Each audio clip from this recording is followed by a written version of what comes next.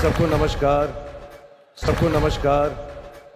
जब एक हिंदू किसी को नमस्ते करता है तो वो इंसान को नहीं कर रहा, वो उसके अंदर बैठे हुए परमात्मा को देख के कहता है कि नमस्ते, मैं तुम्हारे आगे झुकता हूँ। और वो कि हिंदू लोग कहते हैं नमस्ते। नमस्ते का लफ्ज किधर से आता है आपको शायद पता होगा। नमस्ते आता है इदम नममे से। इदम नममे मतलब मैं आपके सामने झुकता हूं, मैं आपकी इबादत करता हूं, बराबर। इदम नममे आप कहना चाहते मैं आपके अंदर ईश्वर की इबादत करता हूं। मिसाल के तौर पे वो आदमी चोर है, वो गलत काम कर रहा है, बलात्कार कर रहा है, आप उसको ईश्वर बोलेंगे? आप ईश्वर को इतना घटिया समझ गए? वो बलात्कार करने वाले इंसान को बोलते हैं आप ईश्वर है।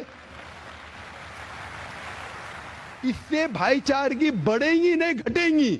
वो बलात्कार करने वाले को, वो चोर को, वो डाकू को मैं ईश्वर मान रहा हूं, उसके सामने झुक रहा हूं। अल्लाह को क्यों गाली दे रहे? ईश्वर को क्यों गाली दे रहे? खुदा को क्यों गाली दे रहे? इस्लाम में, इस्लाम की भी आपने मिसाल दी, इस्लाम में हम कहते अस्सलामु अलैकुम। अल्लाह ताला से फरमाते इस इंसान पे सलामती दे। चाहे वो अच्छा इंसान है तो भी सलामती देने की बात अच्छी है, चाहे वो चोर या डाकू हो। मैं बोलूंगा अस्सलामु अलैकुम, मैं कह रहा हूं या अल्लाह, या रब, या खुदा, या ईश्वर, या भगवान, इस डाकू पे रहमत फरमा। कुछ बुरी बात है ना? मैं अल्लाह को गाली दे रहा हूं, उसके लिए दुआ दे रहा हूं कि तू गलत काम छोड़ और सही रास्ते पे आ। अगर मैं उसको खुदा मानूंगा तो खुश हो जाएगा, वो और चोरी करेगा, वो और बलात्कार करेगा। कोई भी धर्म में ये नहीं सिखाता। ये धर्म के मानने वाले अपनी खुद की इजाज करते हैं, इसे कहते हैं इनोवेशन, बिदात।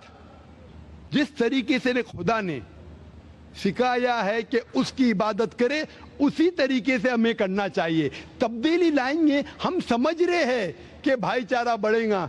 भाईचारा नहीं बढ़ेगा, भाईचारा घटेगा। आपने मुझे शुरुआत में नमस्ते कहा। नमस्ते, नमस्ते के क्या मानी है भाई साहब, आप बोल सकते हैं? नहीं पता क्या मानी है? माइक्रोफोन ऑन कीजिए जरा भाई साहब का। नमस्ते मतलब मैं सर झुका के मैं आपको नमन करता हूँ। हाँ, सर झुका के आप मुझे नमन करता हूँ। नमन करता हूं। सर झुका के, सर झुका के मुझे नमन करना शिर्क है, हराम है, प्रोहिबिटेड है। आप मेरे सामने भी सर नहीं झुका सकते। चाहे आप मुझसे मोहब्बत करते हैं, चाहे आप मेरी इज्जत करते हैं, फिर भी आप मेरे सामने सर नहीं झुका सकते। सर झुकाना चाहिए तो सिर्फ खुदा के सामने, अल्लाह के सामने, और मैं खुदा नहीं हूं। आप जानते हैं, आप मेरी इज्जत कर सकते हैं, मेरी बात जो मैं कहता हूं उसके ऊपर अमल कर सकते हैं, लेकिन आप मेरे सामने सर नहीं झुका सकते। इसीलिए मैं जवाब में आपको कहूंगा अस्सलामु अलैकुम। आप पे सलामती हो, आप पे सलामती हो। आप समझे ना? मैं आपके सामने झुक नहीं सकता हूं। ये सिर झुकेगा तो सिर्फ अल्लाह के सामने, सिर्फ खुदा के सामने। तो आपने बड़प्पन में मुझे कहा, लेकिन अगर गलत चीज कहा तो मैं वापस से जवाब नहीं दे सकता हूं, क्योंकि मैं जानता हूं जो लोग नहीं जानते वो ऐसे हरकत कर सकते हैं। मिसाल के तौर पे, एक महीना पहले मैं जब बॉम्बे एयरपोर्ट पे था तो एक औरत, हिंदू खातून, मुझे पूछी कि आप डॉक्टर जाकिर नाइक है? आयु डॉक्टर जाकिर नाइक? मैंने कहा जी हाँ।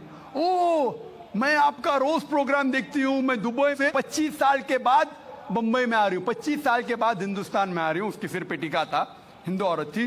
बोलती मैं आपके प्रोग्राम देखती हूँ और बहुत अल्हम्दुलिल्लाह तारीफ करने लगी। सारी तारीफ अल्लाह की है, मैं कुछ भी नहीं हूँ। और फिर कहने लगी कि मैं तुम्हारे पैर छूना चाहती हूँ। मैंने कहा कि ये गलत है, शिर्क है। तो बोले क्यों? वही जवाब मैंने दिया, आप जो भी कहो मैं आपकी बात मानूंगी। तो मैंने कहा आप कुरान मजीद पढ़िए, कुरान मजीद पढ़िए और इसके ऊपर अमल कीजिए। और मैंने तकरीर की है similarities between Islam and Hinduism, Islam और हिंदुइज्म में यकसानियत। और साबित किया है कि हिंदुइज्म में भी लिखा है कि आप सिर्फ एक ईश्वर की इबादत करना चाहिए, जितने ऋषि आने वाले उनमें मानना चाहिए, और मोहम्मद सल्लल्लाहु अलैहि वसल्लम में भी। तो आपको अगर कुरान और वेदा पे अमल करना चाहिए जो यकसा है, आपको एक खुदा में मानना पड़ेगा और आखिरी पैगंबर मोहम्मद सल्लल्लाहु अलैहि वसल्लम पर।